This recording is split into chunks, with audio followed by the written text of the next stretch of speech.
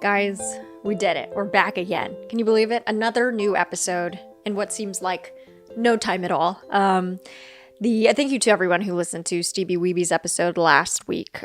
2 weeks ago? Who knows? From what I'm presuming are a lot of his fans already baked in to the interwebs. I appreciate your support. I hope you keep listening. And we have another great interview. All right? Pretty great. So I do want to share some pretty unfortunate, bad shitty news in my life. Sometimes I like to keep this stuff private. In this event, no, because look, this is called Stay Positive. I make fun of the title of this podcast a lot because it kind of sounds like a fucking, toxic positivity bullshit, but it's not, right? Like I talk to guests about the real stuff, the stuff that they want to, reflect on in life, and hopefully it makes us feel a little less alone, or we just kind of like get a laugh out of it, or we kind of learn something and we go, oh, yeah, maybe I'll do that now. So here's the thing for me. I lost a friend recently, and I keep breaking when I talk about it. So, cut me some slack. But also I'm trying to be authentic here, and I have done a lot of takes, and I don't know. It's just a hard thing to talk about. But what I'll say, keep it short, I'll just say this guy was sort of a celebrity to me as well as a friend. Looked up to him a lot. Great fucking talent. And we're really, our whole, kind of created ripples in our friend group in the sense that made an impression and had a lot of close friends and people who felt really impacted by him, who are just devastated. But I bring this up because I think when I learned about it, on top of just grieving and being really fucking pissed about it, I realized we really gotta just tell people that we love them. Call your buddy. I love to hear I love you. Personally, my hilarious boss tells us he loves us every day after we sign off on Zoom, or right before we sign off on Zoom. And I think it's very sweet. And I think, I have friends that I think I kind of keep a certain, I'm cool. I hope they think I'm cool. So I'm not going to I'm not going to give too much, and play a little hard to get. Play a little hard to get as a friend, you know what I mean? And not even I'm not being a meanie about it. I'm not being shitty about it, but I think I probably don't give the 100% telling them every day, oh, I think you're brilliant and wonderful, and I'm so happy you're friends with me. Obviously, that's a little too desperate. I think I would drive away some people if I did that every single time I talk to them. But, every so often, why not? And especially if that's actually something that you think. Obviously don't tell people that you think they're brilliant and wonderful and you love them if you're just leading them on in a West Elm Caleb sort of way. I know my memes. Do I know what's going on with that? Not really, but I heard about it, and I heard about the term love bombing, which apparently means you tell somebody you love them even though you don't, and then lead them on or something with love. And I'm honestly, worse things have happened, but okay, now I know that term. And yeah, friends that maybe I would feel intimidated by normally, where I'm oh, well, they must know that they are brilliant. They must know because look at how successful they are. Look at how it looks like they're having a great time on Instagram, so I don't need to check in on them. And honestly,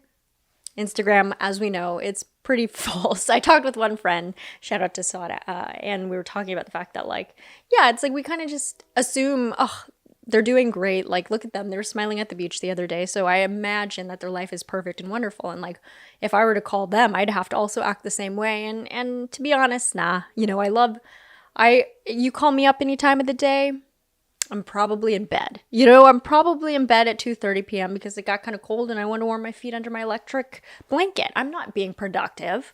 So I think that's one thing that I wanted to impart on the Stay Positive audience is to call your friends, text your family, whoever you want, with that little reminder of hey, yeah, we haven't spoken in a while. How are you doing? I love you. I think you're brilliant. I think you bring so much light to my life. And yeah, and you heard it here, because I was listening to this podcast and they told me to call you and to tell you I love you. You can use us as an excuse. You can use me as an excuse. Listen, I don't really love you, but this girl in my ear told me I should tell you that. Weird.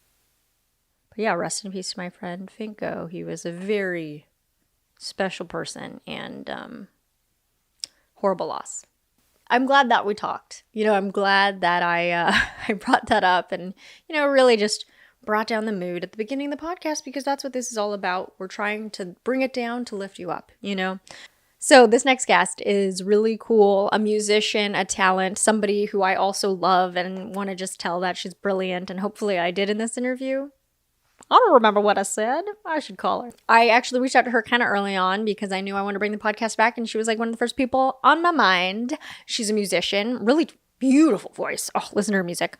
And then also she has, speaking of great voice, you can listen to her voice also speak. She has a great speaking voice. I'm thinking of all this right now. She has a podcast that she co-hosts with her friend Roxy, who's a director and really another brilliant artiste.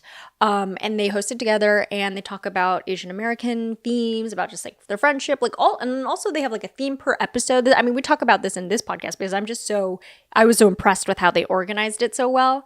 Basically, it's called Two Horny Goats, and they talk about money. They talk about like uncomfortable talk, money, sex, losing your virginity, parents. They talk with their parents. It's very good. God, it's so much better than this podcast. So for all you fanboys out there listening, this is Priscilla Leong, or Priska, as she's known on stage. All right, welcome to the podcast, Priscilla. Thank you for doing it. Thanks. I feel like, wait, so how do you pronounce your last name? It's like, I just say it in the kind of Americanized way, Liang, but I know it's like Liang. But Siri says Liang. So, like, what's right? Like, the Siri's dialect. Siri dialect. Siri's dialect, which I think is what we should really rely on. I think so. I mean, she's smart. She's all-knowing and all-powerful. My mom's maiden name is Leung, Leung. Oh, no way! But then, it's we always said Leung, but then one of our uncles says Leung. Yeah. I don't know. Oh, I mean, interesting. It's not the same name, or it's similar, but I don't know. Are they from like Guangdong, or do you know where they're from? Potentially. Potentially. That sounds familiar.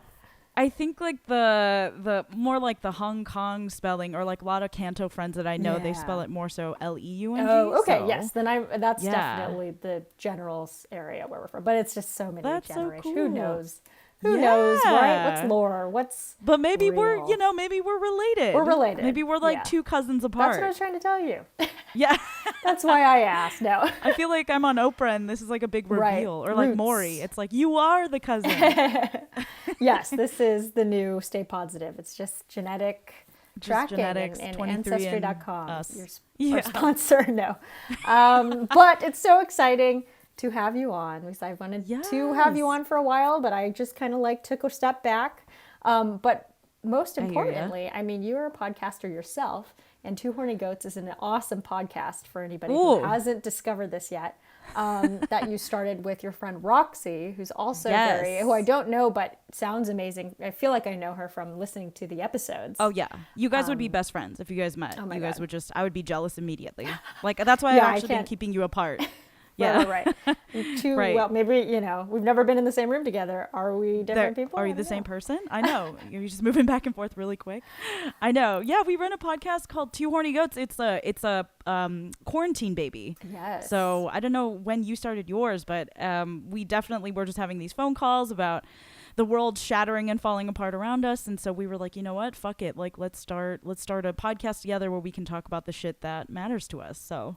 It's called Two Horny Goats if anyone wants to check it out. Definitely do. Yeah, I think what's awesome about it is that, so I feel like whenever I listen back to this podcast, my podcast, which doesn't happen often, but when I'm editing or something, it's like, I'm very, I don't really know what it's very casual. I have no direction at this, and I'm like, this can be boring, and not because I get great people to talk to, and that's what drives it. But I feel like for me as a host, I'm like, I'm not very organized with how I plan it out, this and that. Oh. So, but what I'm saying, I say that all to say, I mean, it's a very casual tone, but Two Horny Goats, I feel like right off the bat, I'm like, this is a high quality podcast, but it's still intimate in the way that I love about podcasts.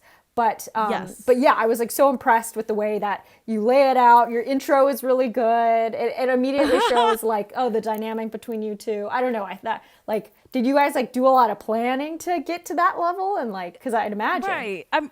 I mean, okay, first of all, yours is anything but boring. You have the best people. You're such a great, warm personality. You got so many things to say. So let's just start there and All stay right, you can stay. positive about Great, that. thank Yeah. And, but, you know, I think it really shows that she and I were both Capricorns and we're both kind of a little bit A-type. And she's a director. And so I think that really helps because for us, I think one of the things, like, I can only follow things that are very logical. I get lost really easily. My husband's way more of like an abstract person and my sister's very abstract. I need things to be linear. Otherwise I get completely lost in the mix. So one of the things that I think we do is like we have a very detailed beat sheet that, you know, it's like planning for a vacation. I can be flexible as long as I know all the places we are meant to hit. And then I can, you know, if you adjust me from there, I'm fine. But I need to do all the research and find all the restaurants and like line everything up. So that's kind of how I approach the podcast. Itinerary. Yeah. It's an itinerary. Pod. I can be flexible, but I gotta Oh, know I love that. like what we're being flexible from. Okay. You know? No, I need that in my life because I'm the opposite. I mean, clearly I was like late to this and I'm just like, oh God. No. Yeah, I mean, do you like to measure things out when you cook and recipes? Yes. Okay, that's good. I do. See, that's I something need I to need like work on. have the recipe. Yeah. I need to have the recipe and then I can play around, but I'm better in a box. I'm not an outside the box thinker. So, you know, I think that I'm a little straight-laced in that way. I wish I was a little more fun. A little more wild. No, it can, you yeah, know? no, I see. I mean, yes, there's ups and downs to both, and I get what you mean. Where it's like, yeah, I feel like we always want to be the other thing, right? Because it's like, oh, Yes. I've lived this life, like I know what it's like to, you know, eyeball the tablespoon, and it turns out it's way too oily or whatever I just did, right? Yes, it's but yeah, true. no, I mean, I think it shows in the episodes because it's like to the right. I mean, of both, right? It's like it's got the organization where I feel like I'm there following an episode with a clear topic, which Yes. makes it really, you know, it makes it easier to go. If I'm like listening back, I'll be like, oh, well, I know this episode's going to be about this. So that's perfect. Right. I'm in the mood for that. I know what I'm getting into. And then it is still fun. It's playful. And like that so much is into your friendship, which is like, so Right. what is your, you know, share with us the background of the Priscilla and Roxy duo. Oh, yeah. Okay. So my co-host Roxy, we've known each other since college. So I was, you know, just a really nerdy, quiet, like scared of everything, shy person. And she was literally everybody's friend. Like she was on a dance team at UCI during the like ABDC time. So she was like just sparkling, like this sparkling creature. And I was like, oh my God, if I could only one day, like, you know, and I would kind of like, yeah, and I did it. I wormed my way in. And so basically like we started working, we were both film students at UCI, which is not known for film. So we were, you know, part of like kind of an underdog program. But it was a very like, you know, it was a very theory based program. And so we started working on each other's each other's short films. I would PA on hers, she would PA on mine, and back and forth. And so we kind of got to know each other on these like late night shoots back in college. And when we graduated school, we lived together for a year in LA, and that kind of cemented, you know, when you're 22 and scared of everything, living together, broke, drinking like gallon jugs of wine together and like eating $1 tacos because that's all you can afford in your bank account. So, you know, we've known each other from there, and I think we've both seen each other like glow up through both in the personal sphere, the career sphere, the relationship sphere. So I think that we talk a lot about how we probably wouldn't have been able to run the podcast that we do even 5 years ago, 7 years ago, because we wouldn't have enough personal development and comfort in ourselves. I think if we had started it at another time, we'd be trying to be somebody else, you know, or trying to like, it would be, I'm sure it would still be fine because I don't want to like put down my younger self because we're trying to stay positive here. But I think that, little plug, but like, I think that it would have been a different podcast because we're in a place where, you know, we're in our 30s and we know each other really well and we know ourselves a lot better and we're able to be really honest about ourselves. So I think the vision for the podcast is, you know, I think before I started it, I have a life coach, which is, you know, mental health. Yeah. Woohoo. We'll chat about it. Don't worry. Fantastic. Yes. And, you know, I was like, you know, why why is this podcast necessary? Am I just being a little bit too arrogant? Am I just like, why does my voice need to be heard? And so we got into this conversation of like, you know, as an Asian American and as an Asian American in the arts, you know, what is gonna be required to move the needle? What's gonna be required to kind of like make this tide change, you know? And I was like, well, I think obviously for me, it's like thousands and thousands upon thousands of conversations and dialogue. And she's like, well, why can't yours just be one, you know, one molecule in this cresting wave, you know? And I was like, oh, fuck. And that kind of made it easier for me because it's like, oh, it's not me being so important or us having like really something to say, because that puts a lot of pressure on you. But it's like, if so many dialogues and conversations need to happen, why not just fulfill one? Why not fulfill one little piece of that? So I love that's it. kind of how it began. And it's such a good, and all the conversations are very valuable as a listener. But on top of that, it's like, yeah, I mean, if everyone was like, honest, okay, so I feel like, you know, probably more of us need your point of view of like, do I have something to say? Because cut to like the millions of podcasts, like I know. terabytes of just like people being like, so what do I No, do? it's true. But no, we definitely had. Yeah, it's not that. It doesn't have that problem at all, which is hilarious that you even consider. Oh no, I really, I can't believe you listen. I'm like blown away. I'm like, but so I do, honored, but I do honestly, believe because... also too, no, like the people who think that way, like yourself, probably are the ones that need to come out and have the podcast because you're thinking critically about it. You actually plan out the itinerary. You know, you have more of a critical, take on what an episode should be. I so appreciate that. And I feel that way about social media. It's like the people that you want to hear from, they don't post because they have like, you know, they're living their this lives, like self-preservation, like honor, you know, integrity. Right. They're fulfilled. What's that like? Yeah. I know. Yeah, no, that's so true. It's like, interesting that, I mean, especially now with just the droves of like video, because it's just TikTok and everything. Yeah. I mean, I personally am definitely scrolling on a lot of TikTok and it's like, wow, everyone. Oh my God, TikTok, it's too like, good. I'm like, everyone's pretty good at this. Yeah, the people are so creative. Like it's like, especially because I feel like I'm more on the comedy side, so I'll see a lot of like young, funny videos that I'm like, this takes a lot of time to think of. How do they keep coming up with one every day? And the timing. Oh yeah, excellent. Their comedic timing. It's children, crazy. so and have you tried editing on TikTok? Oh, a disaster. It's hard. A disaster. It's like so terrible. many takes, and it just gets real awkward. You know. Yes. With yourself. Your makeup's just like melting off. I know. It's like, man, you know? yeah, this is why we need full crew on board. Yeah. To take care of this. My husband's like, why are you cussing so much? I'm like, I'm editing a food video. Like, I'm in process. Incredible. But yes, okay. So you did talk with your life coach leading up to this. Was this something that you had? Well, I don't know. Tell me about your journey with a life coach because I'm curious about that.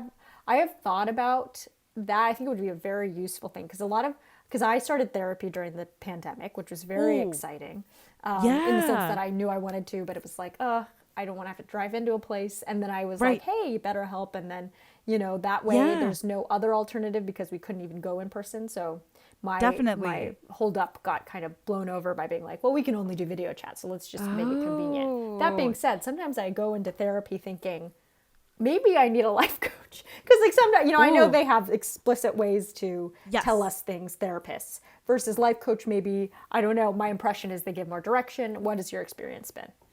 Yeah, no, I'd love to hear about kind of your experience because I think for my husband, like he had been going to therapy and then when it went to a situation where it was only video, he was like, well, I don't like that because I'm so used to the other way. And so I've never gone to like formal therapy. And so that's something, it's funny because like that's something I'm thinking of. So yeah, we can it's like opposite sides of the same coin.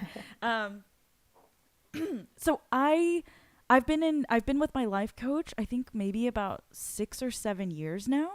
And what was cool was I was her very first client. And so we've kind of grown together, you know? So now she is like, now it's like if I don't book my appointment, like I might have to wait a month and a half because she has so many people vying for her time. But I think what's great about it is it just helps me stay accountable with myself and work through like these mental blocks that I have. So it's a lot more, I guess, practical. And yes, we can delve into some childhood stuff, but generally she tries to steer me away from that because she's like, well, that's not what like our sessions are designed to do. Oh, okay. And she kind of talks you through like, you know, what's helpful for you. So a lot of times like she'll actually call me out on my bullshit, you know, and I'll be like, well, it's just really hard. And I'm like making excuses, and she'll call me out on it, which helps pull me out of whatever kind of loop I'm in. And it's like a therapist would kind of maybe try to analyze it more, or I see. like discover the root of it, which I think is so great as well. But she helps me find like practical tools, and we do a lot of like visualization techniques, whether it's like, you know, okay, you're feeling anxiety. So instead of like just examining the anxiety, it's kind of more like, well, what shape does it take? Is it a bird? Is it a plane? Is it a, you know, what kind of motions is it making? Is it like a raccoon? Is it like, you know, and then so all of a sudden we have this shorthand where now I'm like, you know, we've named the anxiety and what it looks like and what color it is. So now I can just be like, yeah, Hank's been acting up, and we have this like immediate shorthand. And she's like, well, great. So your anxiety is at a this, and, you know, we can just work through very practical ways to either talk myself down or etc. So I think it sounds like it could be a nice supplement to having a therapist as well. Sure. I don't know. Yeah. Yeah, no, that's great. I think that sort of nudging portion of it, I think maybe is like not Right. what I have, you know, and not what therapists are supposed to do. So I think, Right. but like sometimes, yeah, the coach of it all, like the sort of, Yeah. I don't know. No, thing I more. hear, and then it's, my husband's also trained as what is called like spiritual direction. So he was kind of doing like, I know when I met him, I was like, what are you majoring in? And he's like, oh, soul care. And I'm like, oh, bitch. Like every girl wants that, you know, soul care. Oh my God. Yeah, nice I want my soul line. to Where'd be you learn cared. that? Yeah. Right? Seriously. Yeah. I thought he was like literally joking, but he's basically trained as like a therapist or a counselor. And sometimes I'll find him trying to therapize me, and I'll be like, okay, stop it. Oh, Let's halt the train. Cause you know, that's not healthy either between the two Sure, of us. yeah. So yeah. No, that's I cool don't know though if that he yeah. knows the language at least, and is very clearly Yeah. familiar Yeah. with all that. That's unique, I think, for a lot of people, but also guys in particular, maybe. For sure. Right? For sure. But it's only bad when like he outmaneuvers me. I'm like, you're projecting. He's like, you don't even know what projecting is. Let me tell you, like blah blah blah. And then he's like, so I'm not projecting. And I'm like, duh. Darn it! I got to come up with new God. words. Yeah. Yeah. I see. That's exciting. So then, okay. So many things I want to ask about. Okay, but this is great. I think like what sort of drove you to explore that life coach possibility?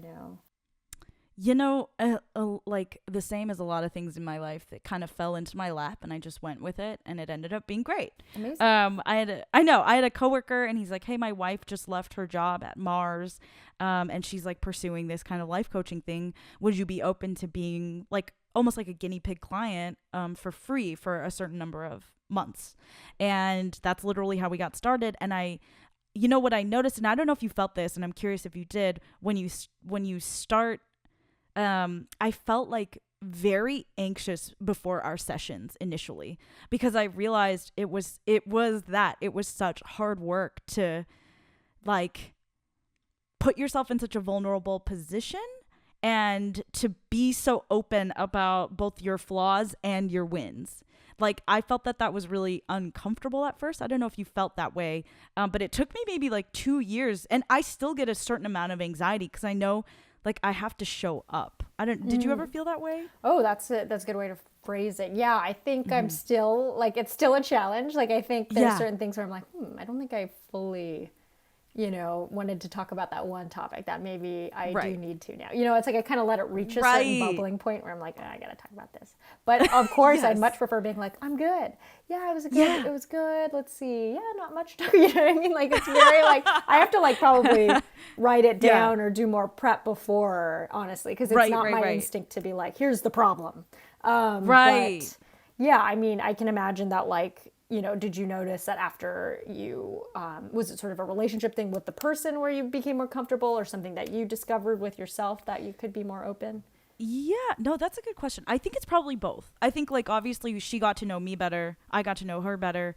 And then we definitely went through a weird phase where we were still like grabbing dinner with them. And Oh, she would sure, accidentally bring up something, Oh just no! pertaining to Yeah, our yeah. session. And she But didn't yeah. mean anything by it, but we were both learning through that, And You're so, like, bitch, cut it out. yeah, yeah, That's yeah, private. yeah. I was like, that was an insecurity I'm Yeah, not ready yeah, to talk yeah. about. But I think that, I think credit to her, but also I guess credit to myself, which like feeling more comfortable about being uncomfortable and feeling more comfortable, being vulnerable and not being afraid of flaws, because I think as I've worked on things with her, I've really seen like a progression and I've seen myself improve. And so I think having that kind of turn out well kind of is a feedback loop, because then I'm less afraid to tackle things head on, Yeah, that's good. I mean, I think that's very exciting that like you've learned that, yeah, and become. I mean, it's very hard for me to be uncomfortable. I know this, and I Right. think it's just like it seems to be like a gradual thing for sure. But Do you ever find yourself bringing like your sense of humor into deflecting when you're talking to your therapist? oh yeah. I love to make her laugh.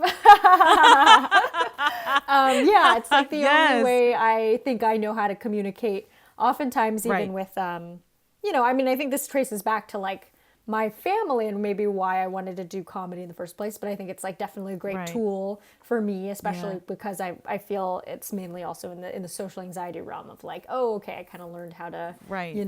diffuse awkward moments or something. So the same can go Right. for even like private conversations. But yeah, I mean, I think that's always the case. And there's a lot of truth in your comedy. There's a lot of truth behind it. But at the same time, it's also a way to kind of reveal a truth while not having to embody it right. in that Yeah, moment, that's the hope. If I were able to just hit it head on seriously, I Yeah. wouldn't be doing this job. But Right, yeah, right. I mean, that's part of it. I mean, okay, so then I do want to I want to get into Priscilla the artist.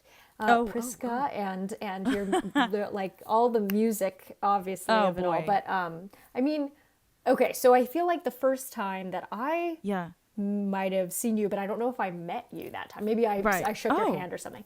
Was with Oh. Dan Matthews. Oh, yeah. That's right. He's a Dan, huge aka fan of Dan. yours. Yes, I'm a huge fan of Danakadon. his, Yeah.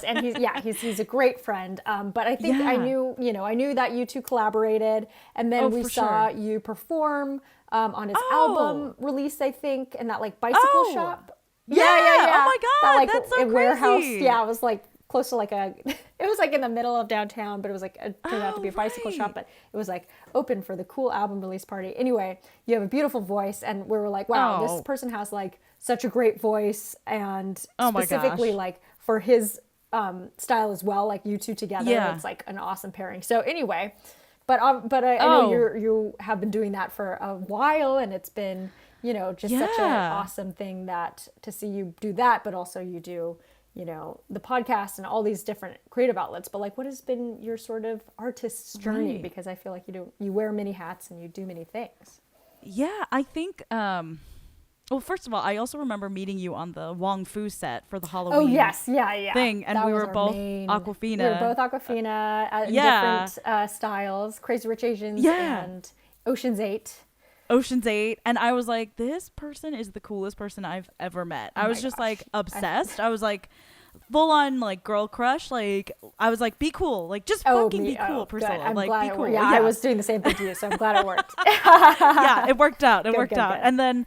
And then Dan mentioned like he was like, oh, like you should check out her stand up because she's so smart, so Aw. funny, so talented, like a prodigy. And so I went on a YouTube rabbit hole and I was just like, okay, like I'm glad I didn't know this because I would have been too starstruck to say anything. gosh, too funny. And then we've met up or I've seen you at different like comedy festivals where you've been performing, like the Napa one. So yes, it's just been really Napa. cool to follow your career. Oh gosh, like the same to you. That is very kind. But yes, it's been so great. I mean, it's fun when you kind of know about someone and then you meet them and then you're like, all right, yeah, gotta, and you're like, oh, they're gotta play cool awesome. here. But Yeah, but so I started doing music back when I was like 15. I used to sing a lot because I just like loved it, and my mom's like, well, if you're gonna do this all the time, we should get you lessons, because if we have to listen to this 1 minute longer, I swear. So they sent me to voice lessons, and honestly, I think that was the thing that changed my life, because I dealt with a lot of social anxiety, and I was really, really shy, and I had a lot of stage fright, dealt with a lot of just, all that. Like, I was not one of these kids who got up on stage and just became like Mariah. I was like, definitely would freeze up, would like get the hiccups, like would start burping uncontrollably, like that, really cute stuff. I can't wait for my biopic. It's gonna be great. No, that's good. It's just gonna be amazing. Yeah.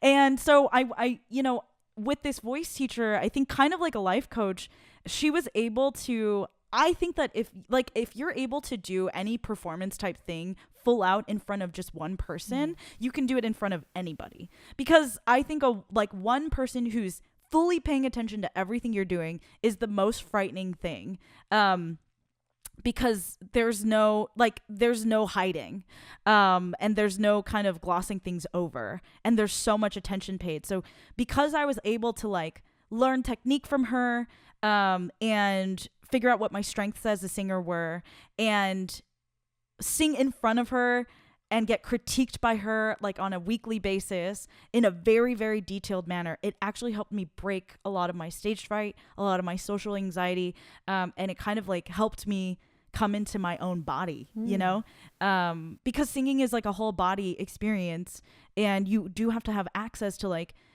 you literally like squeeze your butt muscles when you're trying to hit like certain notes, and you're aware of like the top of your soft palate, and you're aware of like the top of your head and the placement of your shoulders and the way you're breathing, and the way your circulation's going, right? It's like a full body experience. And like, it's kind of like a ballet. In ballet, they say like, if you do a plie correctly, you should be kind of breaking a sweat by the time you finish like a full grand plie, And so I feel that way with singing. Like, if you're warming up singing and you're doing it, I don't want to say correctly, but you're doing it in full technique, your entire body is like invigorated, almost like any athlete. So it's pretty cool in that sense. Yeah. So anyway, yeah, that's kind of how I started. And then I got really into, I'm like a huge fangirl. I have to like stop myself from fangirling, because I get too into it. But I found like a bunch of singer-songwriters that I loved, like Rachel Yamagata, Jason Mraz, Tristan Prettyman, and I think they just showed me how simple songwriting could be. Obviously not easy, but how simple a story you could tell that could be so moving. And through that is when I started writing my own stuff. And I don't know, like now in my 30s, I'm like, I don't know how the fuck I did this. But as like a 16-year-old, I would go to like different cafes and like just knock on their door and be like, hey, I think you need a little pianist and a singer over there. Yep. And I would just set up like no mic, just like a little keyboard, plug in, and I would just like basically force myself upon them, and that's kind of how I got started. So it's awesome. Crazy now to think of how brazen you are when you're young, right? Sure. But if you had known then it wouldn't have happened. That's true. Yeah. But no, that's like incredible.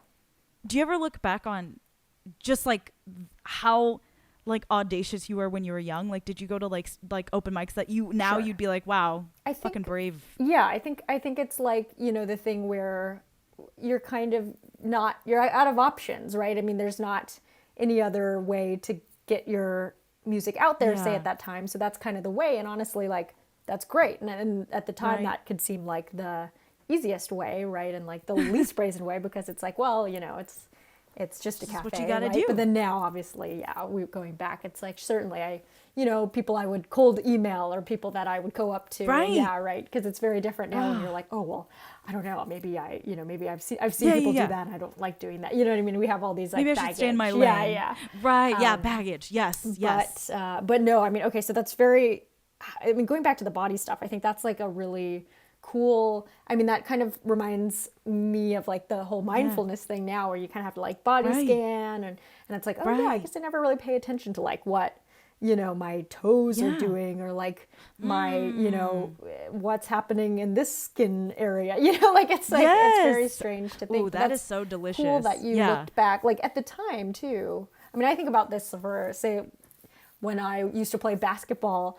It's not even Oh, like, it's still like a really, at the time I felt like, oh, what a waste of time, because I was very like sure. academic. So at the time it just kind of felt like, well, I'm not going to be in the WNBA. Why am I here? You know? Right. Right. But looking back now, I'm like, okay, you know what? It gave me drive because I learned how to like physically Yeah. push myself. It gave me a lot of really close friends. Like some of my Ooh. two, like honestly, the only two people from high school that I still see, that I'm, you know, Yeah. in my best friend's wedding next year. I think it's like from Oh, basketball, and like none of us wow. play basketball Yeah. anymore. But I think that there's Right. certain things looking back on your life when at the time, you know, it might have just seemed like doing this thing. Yes. I mean, you actually still sing. I don't play No, no, no, basketball, no. I mean, I'm sure but you guys still yeah. meet up and run drills, right? No, I'm Right, yeah. kidding. I mean, But listen, we no, still do no. suicides, which, you know, every No, Sunday, but but yeah.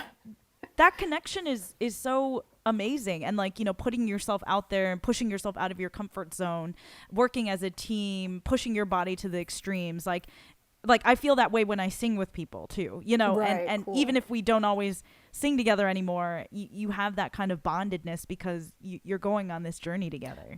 Yeah, and like I think of I don't know much about projecting voice, but of course I kind of have Right. to for comedy and stuff. Yeah. But I always have the mic right up in my face. But I feel like I remember once when I was hosting like this event back in college, I was doing it with a friend who Yeah. was a cappella, you know, or I mean he was a singer, but he a Ooh. cappella was like kind of the main thing that people would do, right? And he was very Yeah. much like, no, you got to do this. And I'm like, I literally have no idea Yeah. what you're talking about. He was sort of like live teaching me how to like, you know, project while we were there because it Yeah. was just It's so like throw loud. your voice back. You know, I was like, Yeah. I And you're have like, well, I no can't. idea these parts Yeah. of my body, but I'm sure like, yeah, that takes a lot of, you know, attention to detail, and what a valuable thing to Yeah. know and be familiar with going into, you Right. know, anything, not just voice No, stuff. I mean you're totally right. You're totally right. And I think it is I would encourage like anybody to take a voice lesson class. And a lot of actors, like a couple of my friends I was talking to, like they take literally like a voice speaking class that involves a lot of learning your breath. Cool. And once you kind of control your breath, like etc., like you can unlock all of these different sounds. And that goes for like voice actors and stage actors and TV and film actors. Like I just think that taking any sort of voice class is so valuable. Like even if you don't want to sing, learning to use your breath and strengthening your diaphragm is like, you know, it's like I feel like everyone should do an improv class because it's like one of those things that unlocks something and pushes you to a point of discomfort, but then also creates more knowledge of how you use your body. Yeah. And benefits you in so many ways. Like, because now, you know, after doing like some improv lessons or whatever, now when I go into an interview, or even if it's like for a corporate position, I can bring a lot of that that kind of mindset and have a great time in an interview, while as before I would have been so stiff and afraid. Cool. You know? Oh yeah. Yeah, life is improv. We're Life all is improv. improv. But no, yeah, that's I mean, you always hear about like yeah, corporate, especially from the corporate world, when it feels like Yeah. people might have lost that certain sense of themselves that maybe was more playful, like taking a creative class like Right. improv for a voice. I mean, I had thought of a voice class. I've never done that before, but that sounds like a good idea. I mean, Could be I fun. mean, I don't know. I don't know if anybody wants to teach me. Like you're a pretty hopeless sure. case. But We have hands up all around the room. So, yep, 1, 2, 10. Oh, good, 10 good. people. Phew. So we're ready to all go. right, yeah, send them over. But yeah, I do. I mean, okay, so with all that too, I mean, I think what's really cool too is that I remember seeing you perform at that we did that sort of show that was like for that Oh. nonprofit in Oh, at like yeah. East West Players, that stage. Oh my gosh, that's right. And that was like really cool to see you do you know, your show. But then even Yeah. more so than that, I was like, you're funny. You do these transitions in between your, you know, you're a host too, because you have to be the one who's like, all right, I'm going to go into the next song. And obviously you can't right. just like go into it. I mean, you could, and that would be totally fine Right. because it's beautiful. But like you have, Yeah. you know, such a good like personality on stage that I think was like, I was like, damn, okay, I guess, you should just do stand up too if you wanted to. Oh my God. But yeah, so like, I mean, I assume that's from all the, practice that you've done and stuff, but like, what are your, right. because I also see this in other musicians, and it's always interesting, when you go to a concert, like that's just as much part of it as creating the experience. And like, how has that kind of been for you?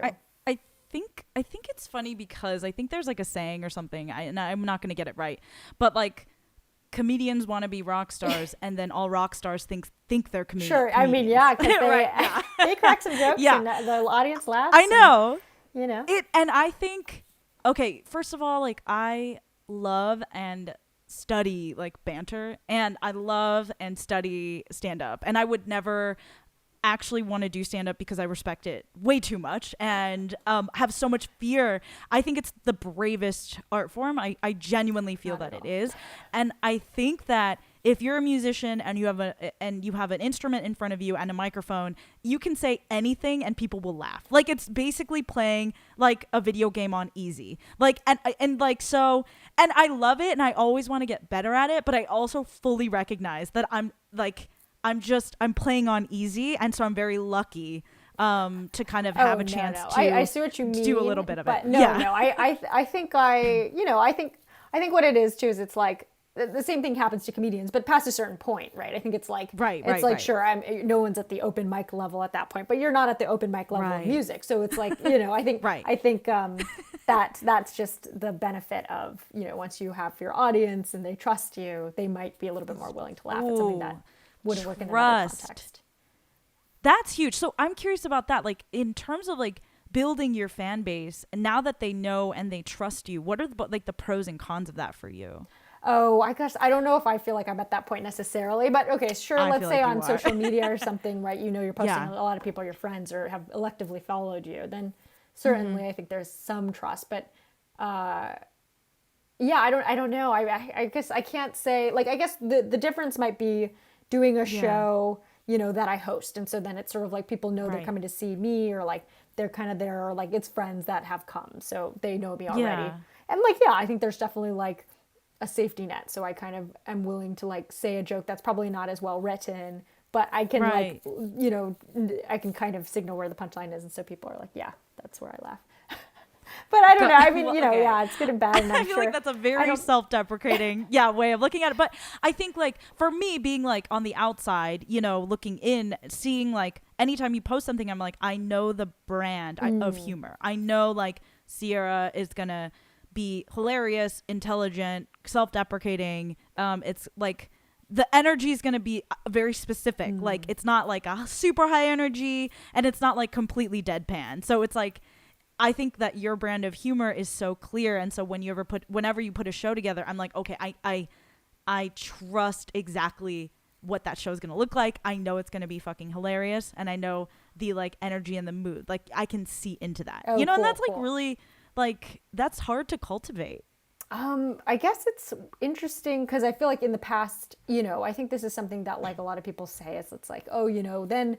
It's like listening to people's interviews where they are successful in their creative endeavors, and a lot of what the advice is like, well, you know what, it kind of turned for me when I started being myself, and it's like, oh, God, wow. But like, I'm like, yeah, I got that, but I do actually think that for me too. It's like it is true that sometimes it's easy to look at what we make and be like, I don't like that though. Like I'm more of a fan of this kind of style, and I think for so long I like definitely loved the like.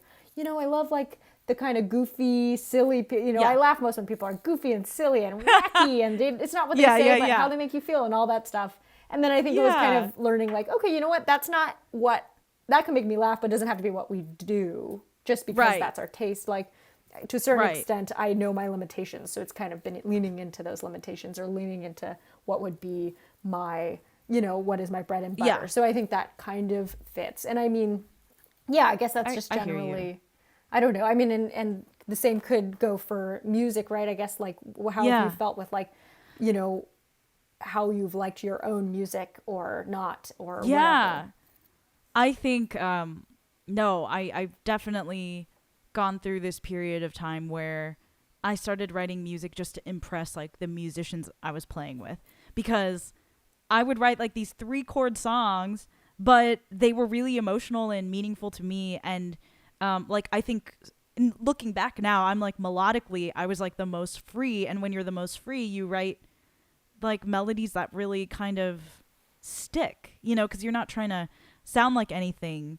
You're just approaching music from this very like pure lens. And like I'm very grateful for all the experiences that I had and that I had a chance to improve. But I think that I started to equate complexity with good music.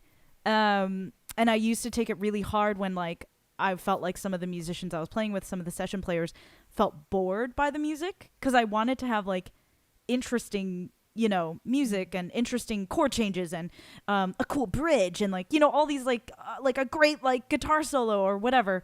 But it's kind of like at the end of the day, that's not the music that I personally enjoy. And I had to kind of come to terms with the fact that like, okay, well, if they think I'm boring, like, so what? Like, I've got to just write from a place that feels authentic to me, you know, and not to say that that period of time didn't enrich me, but it, you know, it's kind of all these, you know, kind of push and pull situations too. But I think at the end of it, I'm now kind of gone full circle and I'm like, I just got to like let myself be free. And if it's 3 chords, it's 3 chords. It doesn't have to be 17 and it doesn't have to have like 7 chord like key changes, you know? And it's like what feels pure to me and what's beautiful to me. And that is just as valid as being, you know, musically complex. Like both of those things hold their own beauty. And I also think like I used to, because I grew up being a gymnast, and I think I do still approach a lot of things like a gymnast, like when it comes to singing. I was never very good, but I loved it. You know, it was my like everything. Like my parents would be like, well, we're going to Disneyland and you can't make it if you have a meet. And I'm like, great, I'm gonna have a better time than you guys anyway. Like I was just all in, Took you know? over Disneyland. That's big. Yeah. Oh yeah. But I think that I also in my, maybe when I was feeling insecure or not fully confident in my voice, I would use my voice by doing tricks, like by hitting big notes and just kind of, you know, flipping through the air almost. And I realized now that I'm older, there are moments for that for sure, but having more of that emotional discipline and knowing when to pepper that in instead of just going at a 10 from the get-go, it is an interesting thing, like to hone. And that for me could only come with age. I feel like some people get that way quicker, but not me. No, yeah, slow, I think slow that's, burn. I know, I feel, yeah, it's like, well, it'd be great if we knew it right away. But then it's like interesting because if you had known that, you know, I think all of our, I don't know, progression would be kind of like a reaction to what happened before, you know. Right, so right. maybe if you had been like, oh, it's all about restraint, and then you'd be Right, like, wait, right. but actually I can do all this other stuff. Yeah. I didn't even know, you know, or you wouldn't learn that about yourself. I don't know. That's true. That's I true. don't know. I But know. I yeah, had the we don't have young a time confidence. machine. No, I Yeah. know. Young confidence. I would choose Adele at every karaoke bar. Like, you know, that's how like courageous I was. Amazing. Yeah, no, I would want to hear you sing Adele at every karaoke bar, but We got to go but karaoke. yeah, that's amazing. That's Yeah.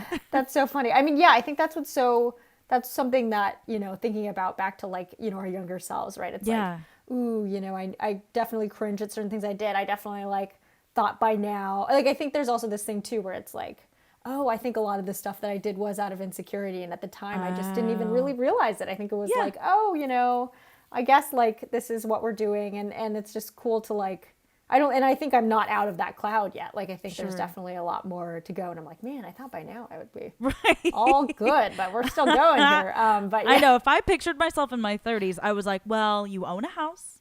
Like, you know, You've got a family, like 3 you've got, children, like a minimum. career. Yeah. Like you're basically on top of the world. You're wearing a great pantsuit with like great shoulder pads, a Ooh. perm that just won't quit. But you know, and then that Right. you have your life figured out, Boss and lady like, boss, or yeah, I whatever can that's- barely do my taxes. So, I mean, yeah, who knows what taxes are? what's a tax? What is Let's- tax? How do we yeah. know what it is? But yeah, I'm writing the book right now, Sierra. I'll be done Oh with my God, it in send it over. 25 Give years. me the Yeah. manuscript. Yeah, it's a lot. I think it's man, I think what you're saying too is it's like a lot of that stuff does come with time, and I want to emphasize that a lot because I think there's a lot of you know, I love the how young can you be? then Yeah. you get it. And it's like that Yeah. surely had a lot of value early in my life of like, okay, well, I'm 20, so when Right. I turn 23, then I will be this. And then, by that time, that person Yeah. whose biography I read was doing Yeah. that. You know what I mean? And like Right. now, gradually I'm like, okay, I got to let that go because I'm going to, I'm only getting older Yeah. and that stuff changes. But also, I think there's a certain sense of like, rather than regret or rather than like, Yeah. oh, I didn't do that thing by then. It's like, okay, well, honestly, I couldn't. There's like literally no way I could have done it at that age. Like, Yeah. think about And who we were it's, then.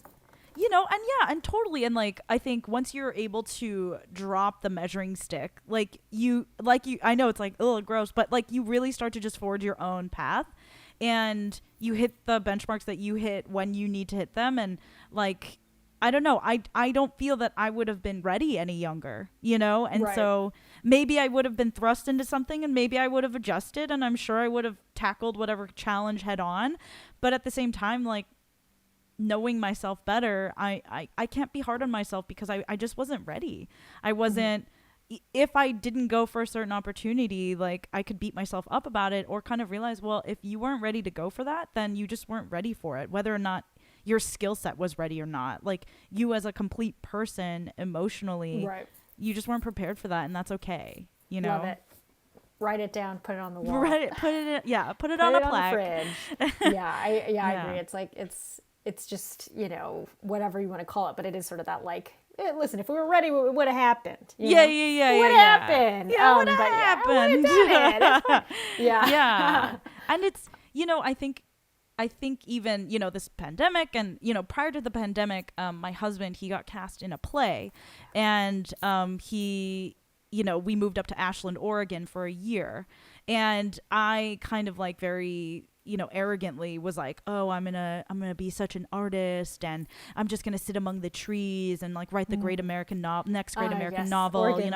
Yeah. And like, I'm what I gonna imagined. basically be like Bon Iver and, just like, music is just gonna pour out of my but then I get there and all of a sudden in the stillness, all the shit that I had been banking, like it was sitting in the queue of shit that I hadn't dealt with, whether it was losing family members, whether it was personal loss, whether it was, like getting laid off, like all of these things, boom, they like the second that you're in the quiet and that you're introverting and that you're alone and that you're separated from your community, like you need to deal. I sat there and I realized I had to deal with everything. And I actually spent 10 months doing a whole lot of nothing. And I was living among artists who, all these actors and artists and playwrights and set designers. And I felt like a piece of shit for a really long time.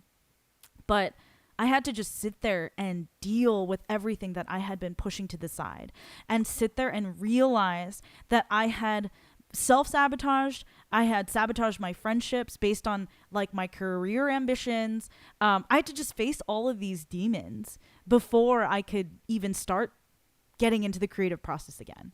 And for a long time, I was like beating myself up because it was like, I think we're all like, growing up Asian with Asian parents, like you get this pressure of like, well, all you have to do is grin and bear it and work harder. You just, if you're facing adversity, you just bite down and work harder, but in that moment I realized like, I had all of this shit that I'd put to the side that I needed to like catch up on. And so it was kind of crazy because that was 2019 and, I came out of it and I was like ready to be creative and I was like, fuck yes, like 2020 is going to be my year. I spent this whole year of introversion and being and developing myself and developing all these skills and I'm like ready to, fucking A, COVID-19. So, Right. Perfect. like best laid plans. But I do appreciate the kind of head start that I was given to kind of self-reflect. You know what I mean? Oh, yeah. Because that shit is difficult to face yourself. It's difficult to look into a mirror sometimes. Oh gosh, yeah, that's Worst time of the day. Sure. That's great. I think like, yeah, you really were ahead of the curve as far as like, having to confront Not to brag, that at that you time. know? I know now we're back in the work hard thing, but no, yeah, I think it was really like that. Hopefully though tough. I mean, everybody does kind of say in those moments, like, I guess we kind of need those to get to those, and like everybody, society, we all are like very excited when people are like getting their successes and then we rally around them, of course, but it's those darker moments which totally happened, but nobody thinks about that or nobody talks about that because that's not what we celebrate. And they're just as important to those other moments. Very true. And I think, I mean, easier said than done, but yeah, it's very much like, I like to think about, like, I remember there was, I mean, this is literally like, I don't know anything about these people's lives, but I like to think about, like, it's like, I feel like when somebody is having like amazing, you know, amazing creative success, you know, like a Donald Glover or something, like, I remember like Atlanta came out, everybody was like, wow. And then his music was popping off. And then he was like casting all these, you know, it's like he was really like embodying this sort of like well-rounded, you know, artist. And I remember thinking like a year or, you know, before Atlanta came out, when he, you know, he was probably writing it, or like even before that, like there was a long span where we didn't really know what he was up to, because it was like Community had ended, he did some stand-up, and then there was like, honestly, like he was probably writing Atlanta or whatever, and then it came out, and then we're like, oh yeah, all along he was always great. And he's like, just honestly, a genius. Who knows? Yeah, it's like, I don't know if we knew that back then, but he was working on it. But probably to him, he was probably like, I haven't heard anything from anybody saying I'm great. Hopefully this works out, you know? Yeah. I don't know. But anyway. No. But yeah, I think that's Michaela, sort of like one example. was it Michaela Cohen said something very similar after she won the Emmy, right? Oh, she yeah. was like, Michaela Cole, yeah. Yeah, oh, Cole, right. Like, she was basically like, I encourage everyone to go and disappear for a bit, because that's where the fucking shit happens, you know? It's not it's more unsightly, but it's just as vital. I mean, it's the only vital part of the creative process. Almost, sure, you know? I mean, that's what hopefully we find that part enjoyable, or at least, you know, worthwhile. Even though it's hard. But yeah, I think especially because, I mean, now it is kind of all about social media and being like, I'm doing this thing. Right. See, you know? And I think, okay, this is now like a very old TED Talk, so I'm almost like dating myself, but I think it was like Elizabeth Gilbert. But she was saying that the idea of the individual genius like didn't come about until about like 100 years ago. And so it used to just be, you know, whether from a religious standpoint, it was like, oh, the, you know, these fairies or these daemons, like they gave you this idea, or it came from some deity, from the Lord, from whatever. And then the idea of the genius being within the individual only came about, I'm not going to remember the exact time or place, but within the last 100, maybe 150 years, you know? And that's when a lot of artists, like mainly authors at the time, they just started drinking themselves into oblivion. I'm sure writers have been drinking the whole time, but like, you know, specifically just because almost killing themselves, because the pressure was so much so placed upon them that it was killing them. It was killing them, and they were using external things to kind of maybe hurry that along, but it was I thought that was really interesting. Oh because, yeah, you know, I love TED Talks. I haven't heard, so I gotta go watch it. I listen to the TED Radio Hour as well. TED Radio Hour. Oh my gosh, the best for the pod nerds out there. Yeah, it's a fun one. I actually I kind of dropped off. It used to be my one, and I kind of haven't in a minute. Because they have a new host, right? They do. Oh yeah, which is. I forget. I was going to say her name and it would have been fun, but honestly, I can't remember. I mean, she's fine. Yeah, it is different, right? Okay. But like, but I think also like they started doing a lot of like re-releases because, you know, they weren't recording a bunch of new ones. So it's kind of like, I've heard this one before. I don't need to know more about climate I already change. know about dolphins. Yeah. I know it's sad. It's bad. But yeah, I think, but yeah, that's incredible. It's always fun to know how like these things that we've established are like true. It's like, no, it's not that. It's not forever. Right. But yeah, probably before it was like, ooh, you know, I'm a prophet being spoken through, whatever. Yes. But then like now it's a lot of individual pressure, I'm sure. Right. And good to know that even back then there was still tortured artists. Yeah. That's a fun. That's been a constant. Yeah, it's not unique to us. No. But yes, interesting. So that we, you know, everybody feels that pressure. It's still, you know, gets exacerbated by all the sharing of what everyone is up to. And the self-idolatry is really interesting. And it's like we all I sometimes like think of curating our Instagram pages as almost like designing our own tombstone, or like keeping the grass trimmed on our future tombstone, you know? Yeah. It's like it's gonna last way longer. Like our lives are gonna be a blip compared to how long these online portfolios or scrapbooks of our lives are gonna Terrifying. last. Yeah. Just, What a lovely, terrifying thing. Yeah, you're right. You're right. Love it. Well, yeah, tombstones looking like a classic grid. I think going for actually this is a good transition. Should we get into Negatime? Oh, negative. Oh Negatime. boy. I Honestly, yes, I'm so excited. So Negatime. So this is the part of the show where we'd go into the negative because we've been positive so far, and you've done a great job being positive. But go in. Do you want to start with social media? Do you want to go into another topic? Whatever you want. Oh, I guess. Yeah. I mean. Ooh, see, now that like we have to be negative, it's like hard. But like I'm generally like it's generally easy to be negative, you know? Right. Okay. What am I unhappy about right now? Kidney stones of negativity.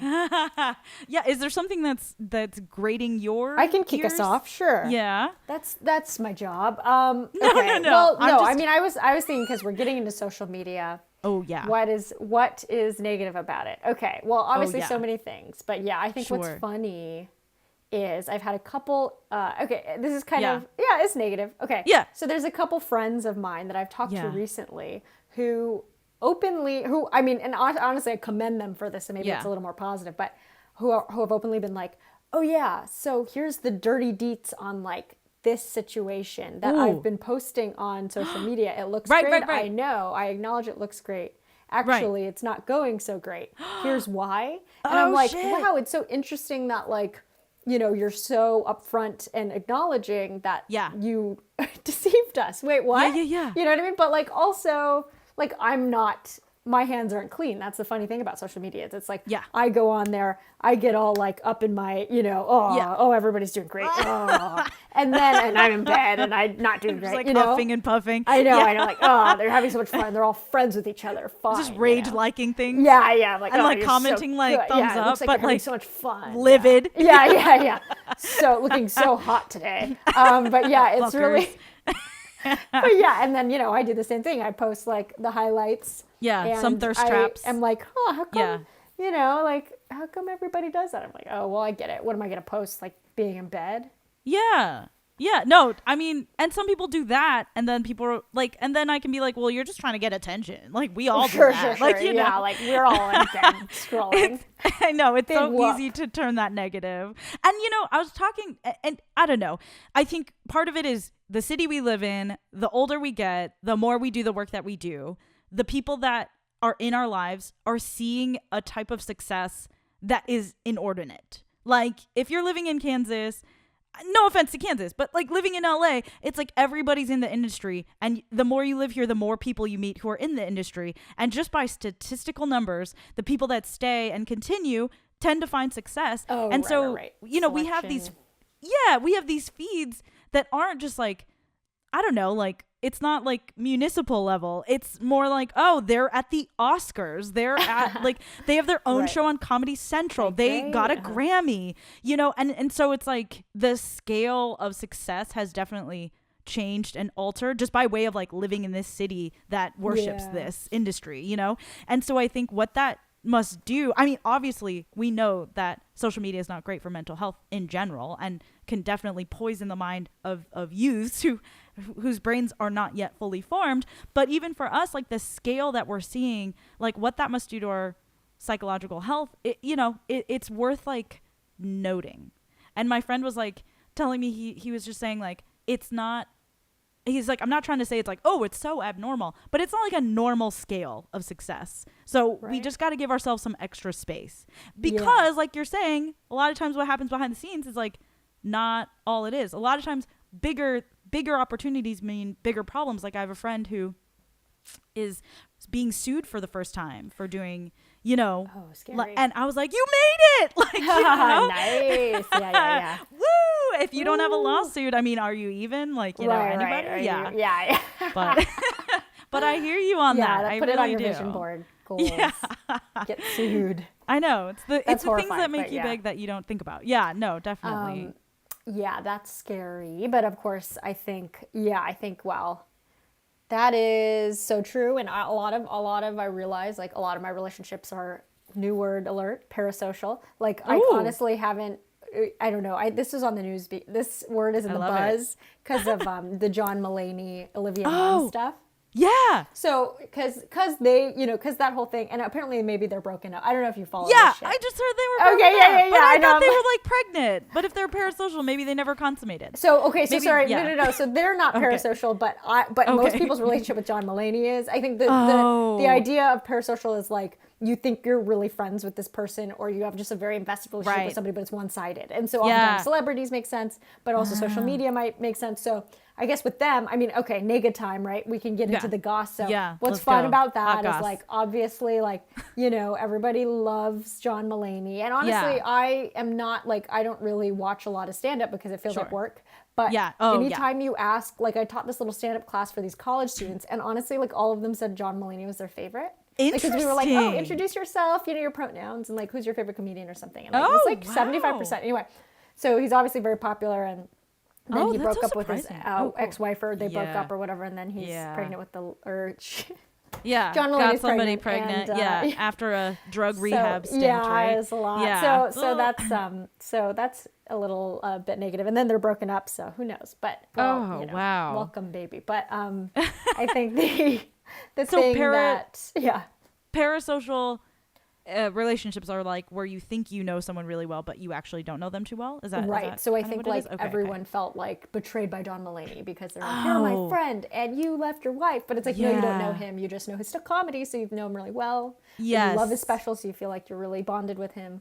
Or social media. I mean, for me, I guess what I'm applying it to is like, literally a lot of people, I'm like, oh yeah, I know that person. And then I'm literally like, honestly, the last time I saw them in person might be a long time ago or once. Yeah.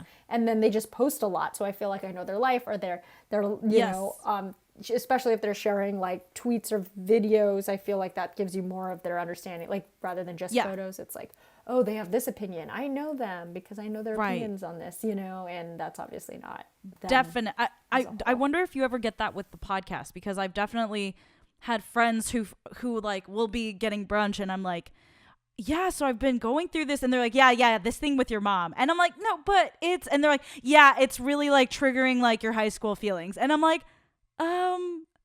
okay, I'm not even halfway through my first mimosa, and I feel like these are bottomless. We gotta keep out. Exactly. I don't know if you've experienced that, but even my life coach was like, I thought we just had a session, and then I realized I listened to your podcast.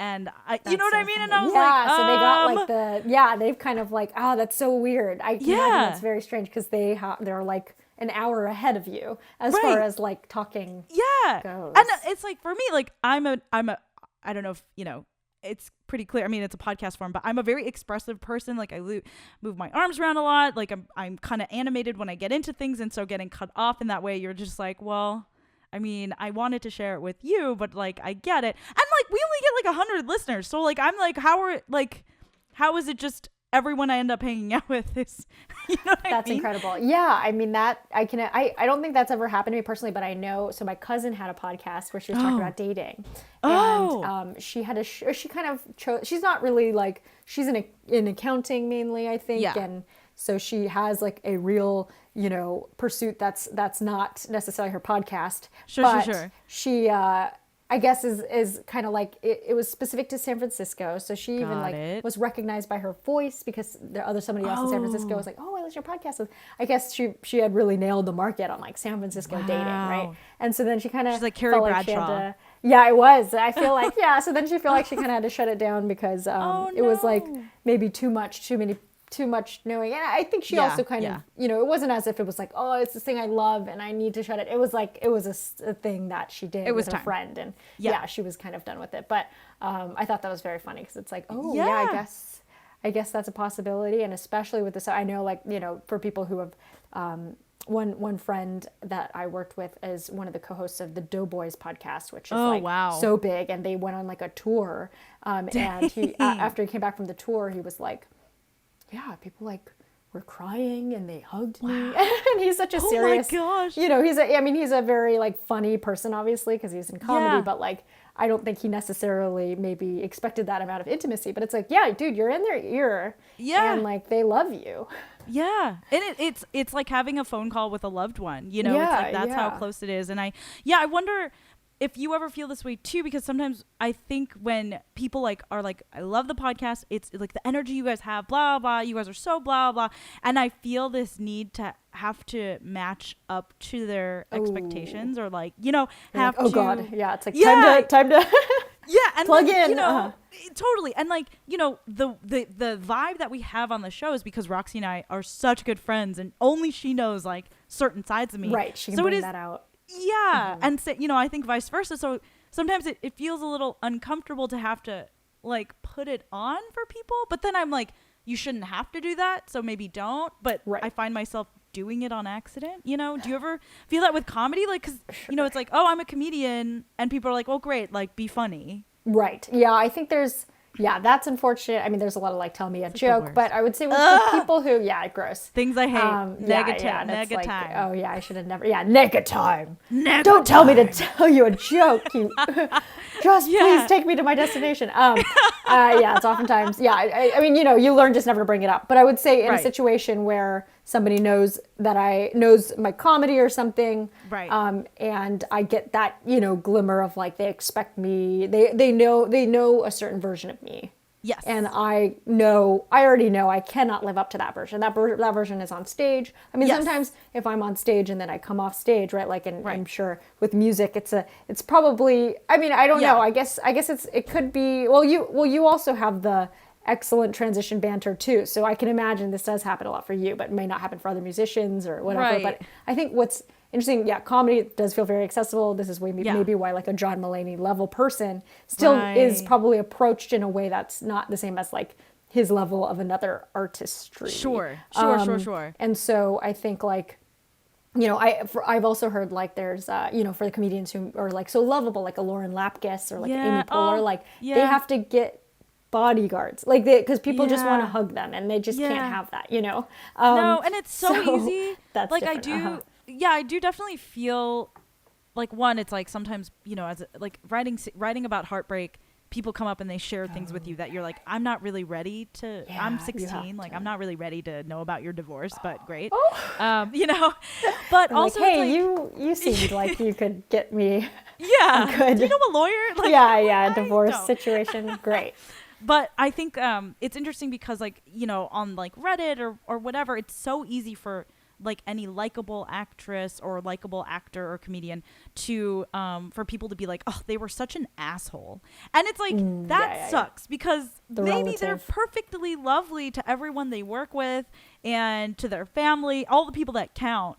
But maybe they're a little bit dismissive to like their fans, which I'm like, I think you have the like every right to be as protective of your energy as you need to be. Sure. You know? Yeah, their own, like, I think just the expectation is a little bit different. And that's why, you know, when you find out that like Ellen is not, you know, is kind of like absolutely, you know, bad to the people she works with, then you're like, oh my God, but she seems so friendly Ellen. and she has these funny dances that I do. Yeah. Right. I mean, it's definitely that.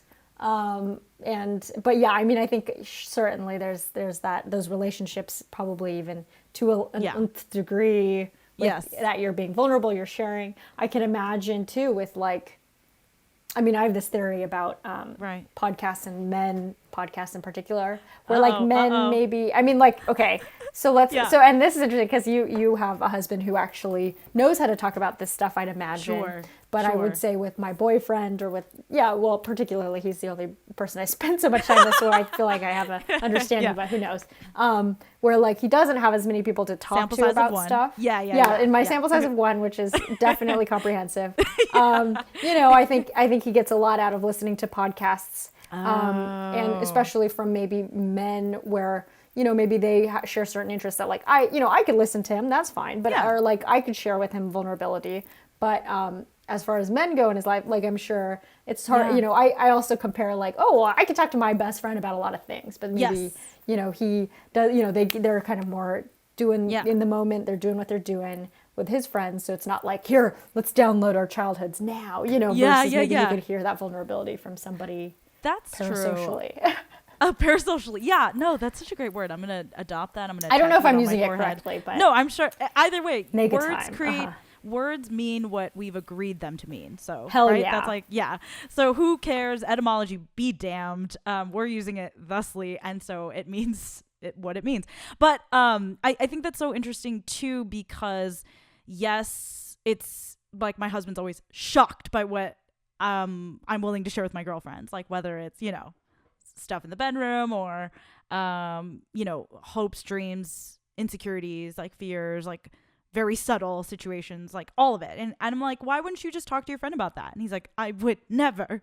But it's also interesting, and this obviously doesn't go for everyone, but during, you know, after we started Two Horny Goats, we had a number of guy friends like come to us, and they're like, yeah, like, so I've been like realizing like I'm really interesting, and like my friends are like really interesting, so like why not just like throw a mic in there and like just be all interesting like together and like put that out like to the world. I'm like, okay, well, like, what's your vision? Like, what do you want to do with this no, but like I'm just like really interesting, and like we're just like really deep, and like, you know, just like deep. And I'm like, oh God. No. And I swear, like, Roxy and I were both like, oh, fuck this. Like, if only as a... That's so funny. I don't know, just generalizing, but if only as straight, or, you know, she's queer, but, like, as women, like, if only we could have the confidence of just, like, an average straight male. Like, it'd be great. Oh, yeah. I mean, it's so funny compared to, like, what you were just saying at the very beginning of this podcast, where you're like, oh, yeah, talking what to do, and like all these like internal battles, and they're just like, you know, I don't know, maybe we throw a mic in there. Maybe we throw man, like sometimes we drink beers and we're just like really like we need to bottle this deep. Sell it. Yeah, exactly. Oh boy, love it. But okay, I do have a Negatime. Negatime. Wow, I don't know why that was so hard to get out. I do have a Negatime topic. It does pertain to social media, so I feel like that's like our overarching umbrella.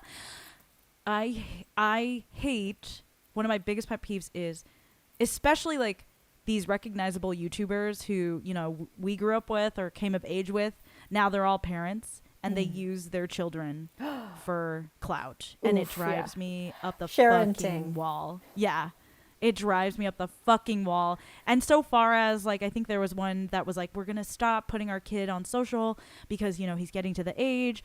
We just want to respect it. And then everyone, like, there's an outpouring of comments. And then the next day it was like, well, should we just start his own, like, social media? Like, everyone vote in the comments. And I was like, whoa. Oh my God. Like, what is happening? Right. Vote on the monetization of our channel. Yes. This is like one of the 4 horsemen, you know, the apocalypse. Like, everything's coming to an end. Or like, you know, the one where it's like a cute psychological test, but also like, I think being a pastor's kid, this makes me really triggered because I just don't feel like any kids should be on display. I feel like kids should be allowed to be kids, and if you need to discipline them or have fun with them or whatever, like, just do your own thing. Like, that's totally great. But you know the thing where they put like chocolate in front of a kid and they're like, okay, mommy's gonna go to the bathroom. Oh yeah, the marshmallow and test they just have thing. a video. Yeah, and then like, I find it so disgusting that I don't know why, but it shakes me to my core. It's like very deeply triggering for some reason. It's probably some childhood shit. But you know, it's like, why are you putting them on display? Because like, either you're bragging and saying like, yes, I've raised this child who's like so incredible, or you're shaming them for not having the self-control. And like I said, like, this Instagram page is going to last for all eternity, and that's going to be up there for their entire life. And like, they're going in for, I don't even know if interviews will even exist in like 30 years, but like, they're going to go in for some prospective job. And then, you know, I'm going to be like, how old they? Well, as a 2-year-old, she ate the chocolate, so I don't know if she's right for our team. God. No? So I did some digging. Yeah. So the bots discovered a couple more videos. Using facial recognition technology. Yes. Yeah, I mean, honestly, that is like a scary thing that I've heard of people talking to. I'm like, oh gosh, it's so far into the future. I guess it's just hard to imagine like your baby going for an interview. But it's like, of course, you know, technology has only gotten crazier about that stuff. And I mean, you know, and I'm on the audience side where I follow, you know, there's one baby I follow on TikTok who has like 700,000 followers. And she's so cute. But it is just like, I'm just like, this is a lot of content on your baby. Yeah. She's adorable, but I would be nervous with that many people following that, like, you just don't know. You know what I mean? You don't know all these people. You'll never know all these people. Right. What are they doing? And I mean, I have, you know, I have like, man, I you know, and I have some family friends who got the cutest little babies. And I'm like, I want to see the photos. So like, I want that. And I'm sure, you know, it's private and stuff, but it is like, I'm sure it's a very tricky thing because you just don't really know. And it's your baby. And like, it's your baby. I see what you mean about the like, putting on display. Okay, here's the thing. I did Yeah. I did just work on a show, or not a show, Yeah. a short film. Oh. Or there was a lot of little kids, and they're real cute. And man, do they know how to act better than I can. Wow. Like, they'll be like, well, yeah, you got to hit your, they'll be like, yeah, I literally will like hear directions from the director, and then they'll be like, oh, did they say go on action or whatever? I'm like, I think so. And then the little girl's like, yeah, they did. I'm like, oh, okay, yeah, I guess I should have been listening. I'm literally like, oh, okay, yeah, thank you. Wait, so what are we supposed to do? And can you tell me what your technique is? Because I also don't know how to do that. And they're like annoyed with you. Yeah, like literally they're like, they're better. And then, they knew certain things like, well, they'll like know the names of the people, like, oh yeah, wardrobe, that's so-and-so. And I'm like, oh wow, I should have known that person's name. Oh my gosh. It's So yeah, they're little wild. professionals, and it's adorable, Yeah. and it's like intimidating at the same time. And I'm just like thoroughly impressed with how they can, but you know that kids can do it because there's amazing kid actors out there. Yeah. But it is like interesting because I kind of got to see how the mom, like after the girl kind of had like a very emotional scene, the mom kind of pulled her right into like, okay, let's do your math homework, So I think it was sort of like, it's like, it's good. And it is really on the parent to kind of know how to like, Sure. get them into a good mind space if they're in that zone, Yeah, I mean, that's definitely. different than parenting, I suppose, but it is like, man, putting Right. your kid out there for that. I know it's a big decision. And it's tough. What do you do when you have such a talented kid? I don't really know. If they You know what I mean? Like, yeah. yeah, they like they love acting, they're great at it, or maybe they love singing, and they're just performers. Like I get it. Like I think that moving kids into the industry has its own like ethical kind of quandaries, but I think that maybe it's just me, maybe I'm projecting something, but I feel that on social media there's this very specific like need for sometimes the parent to continue their viability, and they use their kids to further that. That's Sure. when then that's a certain type of ickiness that makes me nauseous. And like within the industry, like child actors, like, that whole thing, it's like, no, I mean, I get it. Sometimes you just have like an inordinately talented kid, and Sure. that's something that they want to do. Or maybe you are pushing them. Maybe you are pushing your own like agenda. If the parents are actors and they wanted to do that, Right. it's like pretty sticky. But yeah, I see. tricky. Interesting. It's tricky. Very, very interesting. And my sister's going to have a baby, so we're going to have to decide these Oh things. my gosh, congratulations on being an aunt. Yay! Yes, That's I so am very huge. excited. Hopefully, it'll be an adventure. But I think, she also has gone into deciding those things. But speaking of, I want to be respectful of your time. I know we're running a little over, so I might wrap this up. Okay. But I did want to ask you, our outro. So thank you for the Negatime. Nice. Good sound effects. And next is to wrap us out, Yes. I often ask guests if they could tell us some of their tips on, if you're feeling down and you need to personally get yourself out of a slump or not. Yeah. What sort of a thing you've discovered recently? It could be quick, could be long game. This is great. No. No, that came out sounding sarcastic, but I'm genuinely, I think this is great. Yeah. No, Like, I mean, it can be a really tough question. So take your time. No, it's important though, because this is like the intel we should be sharing, and I think for me, one of the things I've been doing for a couple years now is before I go into any room or any big meeting or any interaction with a friend, I take like a second or a minute to just ground myself before going into the room. And I don't necessarily like tell myself anything or do anything different, but I just find a moment to like feel centered. And I do this before we record every podcast episode. I did this before this, just to remember like where I am and where I'm coming from, because I have the tendency to have such frenetic energy and to want to adapt to whoever I'm around, and I'm such a people pleaser. So I've come to this practice because I've made the mistake of like just adapting to anybody's personality and anybody's sense of humor and anybody's wants and desire. And if someone was sardonic, I would be sardonic. If someone was sarcastic, I'd be sarcastic. And so I would lose myself. I would lose my way very often. And so now I think having that moment of just conscious centering and then walking into a room has helped me a lot, not feel that frenetic energy to need to please and to be accepted. Amazing. What does that look like, may I ask? Is it like kind of meditation, or is it like a... Yeah, I think it's like a micro meditation. Yeah, Like yeah. not No, it's not like sitting on a lily pad and waiting for the sun to set, but it is definitely which would be beautiful. well, that's the which only if way I could- know how to meditate. I understand. I know. Haven't found a good enough lily pad. I mean, Yeah. they Gotta don't find a sell good them on sturdy Amazon one. anymore. Yeah. Yeah. Tough. But I think it's just kind of almost like a quick review of like, and it's like not even necessarily like this like dialogue, but it's like who are you, where are you, and like how do you feel, and just like asking you like these things and like being centered in that, because I think like, as performers, like it's very easy to just always be on, but that does like take something away from us after a while. And so kind of like I think what I've been trying to do is almost merge this on person with who I am in private and just have it just be consistent. Obviously I have more energy when I'm out with people, and I love being with people, but I didn't want it to be so disparate anymore. And so I think it helped to just kind of like clock it almost, just to kind of have a little check-in. Amazing. Yeah. Yeah, I personally need that, because I love to completely adjust to whoever is there.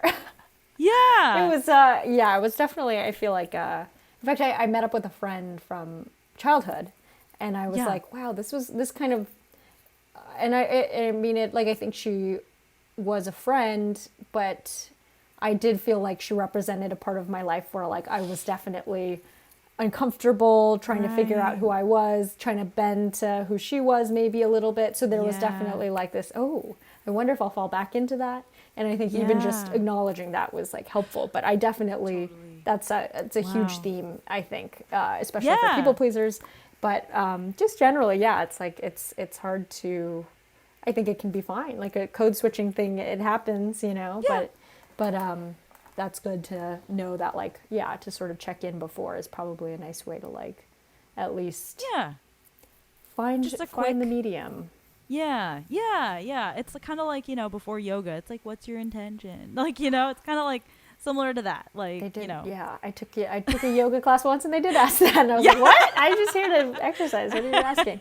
Yeah, I know. I was like, I just want to lose the weight. Yeah, I'm like, like COVID-19 is a real, the COVID-19. But for sure, incredible. But well, thank you for sharing that, and thank you for doing this.